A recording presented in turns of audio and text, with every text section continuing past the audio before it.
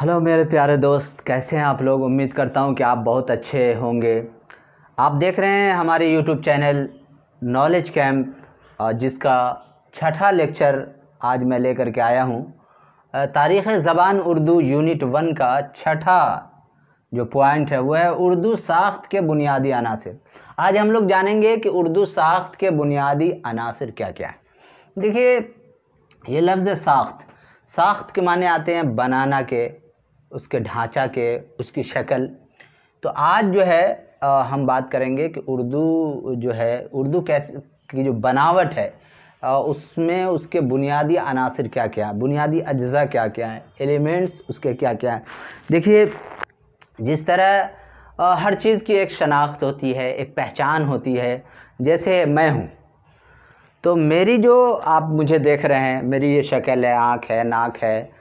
मेरी एक शक्ल से आप कहेंगे कि ये शौकत है। इस तरीके से एक तो ज़ाहिरी है, एक है अंदरूनी जो हमारी खुसूसियात है, जिसके बिना पर दूसरे लोगों से मुझको अलग करती है, मुमताज़ करती है।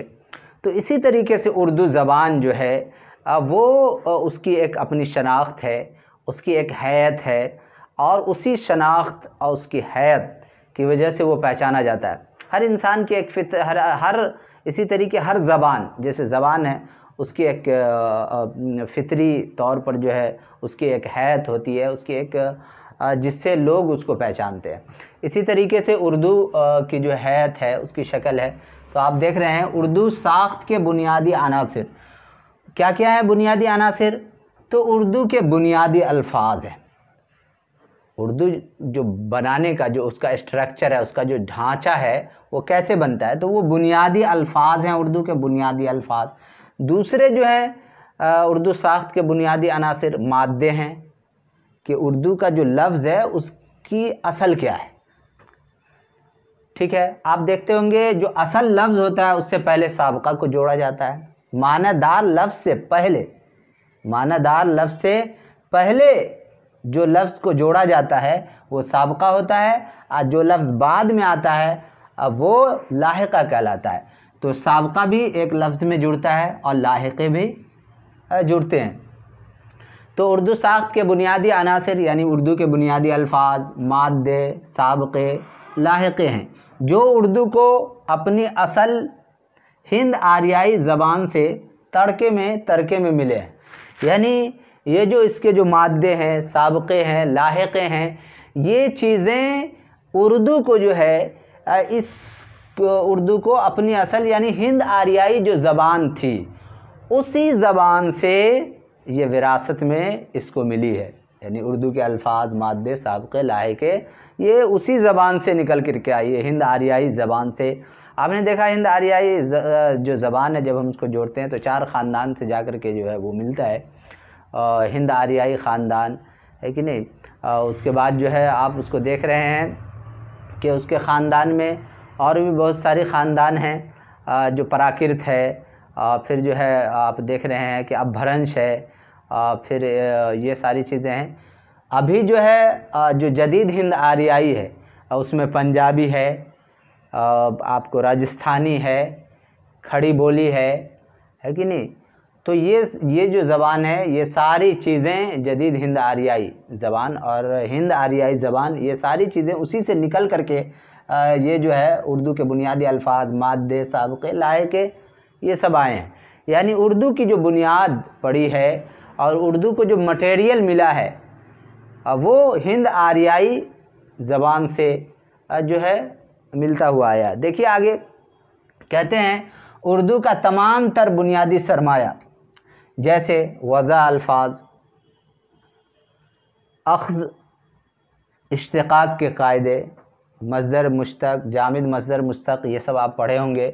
या कोई अल्फाज का वज़ा होना, फिर उस अल्फाज से दूसरे अल्फाज का अख्ज़ करना, निकलना, इश्तिक़ाक़ वग़ैरह के कायदे, ये सब जो है ये बुनियादी सरमाया उर्दू के।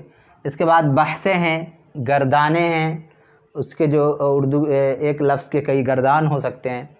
तो फिर अस्मा है, बहुत सारे इस्म हैं, उसकी तारीफ़ जो है अस्मा की तारीफ़, और एराबी लाहिक़े, और एराबी लाहिक़े हिंद आर्याई हैं।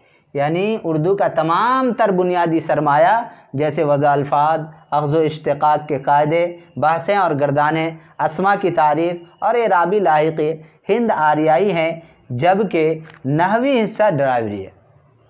ड्राइवरी ख़ानदान से नहवी जो नहव का जो तरतीब देने का जो ये है वो ड्राइवरी से है। अब देखिए तीसरा पॉइंट आप क्या कि कदीम प्राकृत, संस्कृत, फ़ारसी, अरबी, पश्तो, पुर्तगाली, अंग्रेज़ी और ड्राविडी ज़बानों से उर्दू साख्त के बुनियादी अनासर का रब्तो ताल्लुक़ रहा है। यानी उर्दू साख्त यानी उर्दू की जो बनावट हुई है, उसकी जो शक्ल है, उसके जो बुनियादी अनासर का ताल्लुक़ और रब्त किससे रहा है? कदीम प्राकृत से रहा है, संस्कृत से रहा है, फ़ारसी से रहा है, अरबी से रहा है, पश्तो, पुर्तगाली, अंग्रेज़ी और ड्राविडी ज़बानों से रहा है।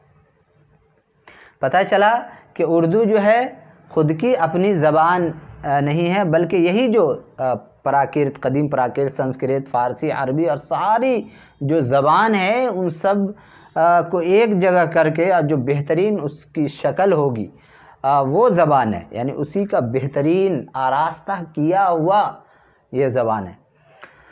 इन सब से ये कुछ ना कुछ लेकर चिराग से चिराग जला है। यानी उर्दू जो ज़बान है वो इन सारी चीज़ों में से थोड़ा उससे लेकर के सबसे ये अपना चिराग जला रहा है, आगे और तेज़ी के साथ आगे बढ़ रहा है। आप अभी भी देख सकते हैं कि उर्दू ज़बान में अंग्रेज़ी लफ्ज़ भी शामिल है, हिंदी भी है और भी दीगर सारी चीज़ें हैं। तो ये है उर्दू के बुनियादी अनासर। एक डॉक्टर शौकत सब्ज़वारी साहब हैं, वो ये कहते हैं कि उर्दू साख्त के बुनियादी अनासर की जब बात हो तो आपके ज़हन में एक चीज़ रहनी चाहिए, वो ये है कि जब इसकी बात की जाए तो आपके जहन में रहनी चाहिए कि उर्दू का जो ताल्लुक़ है वो हिंद आरियाई दौर से है।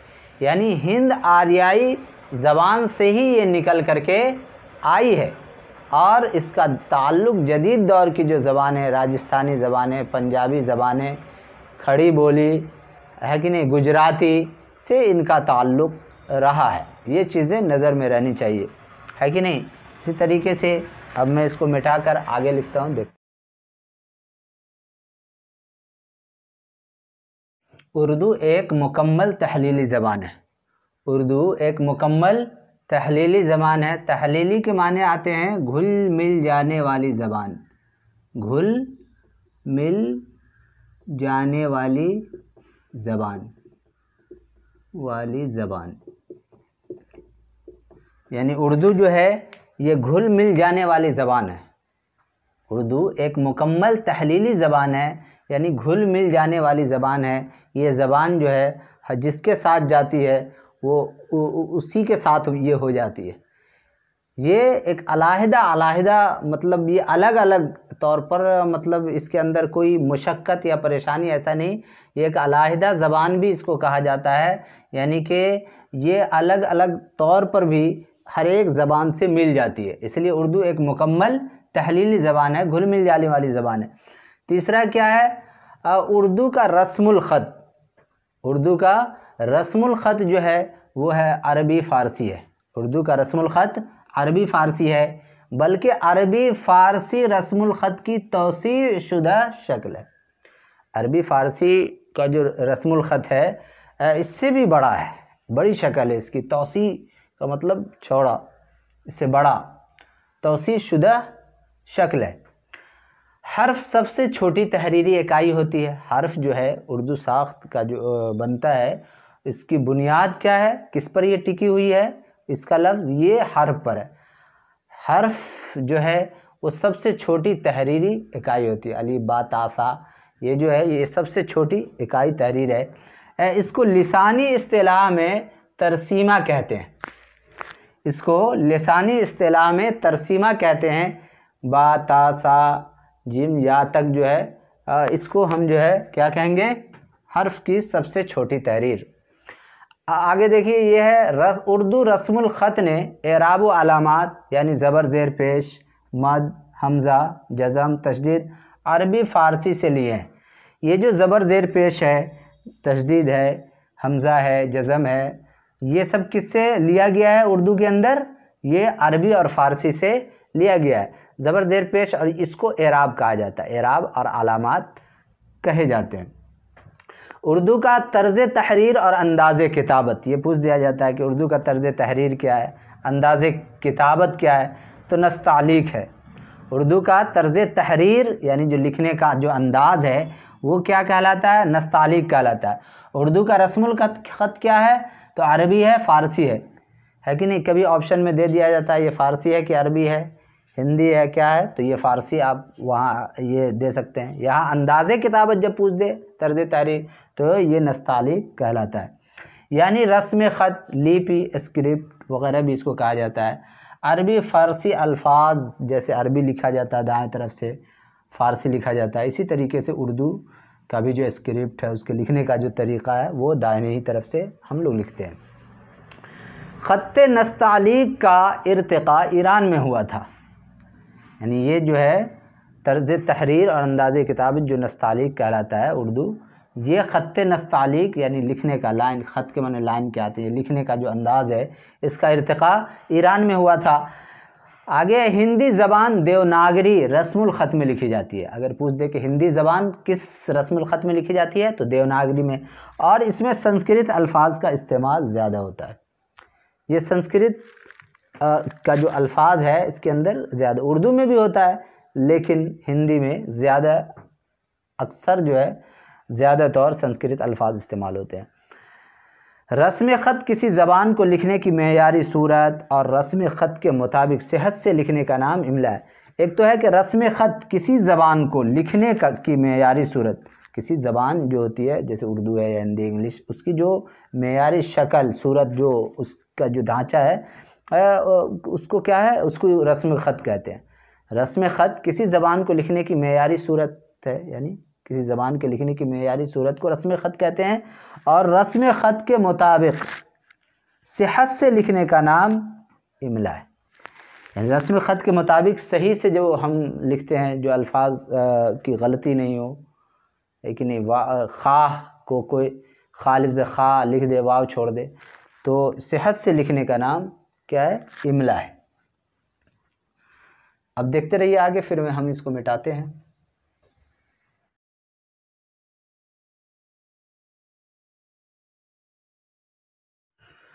तो चलिए हम बात करते हैं एराब व अलामात की गिरोहबंदी।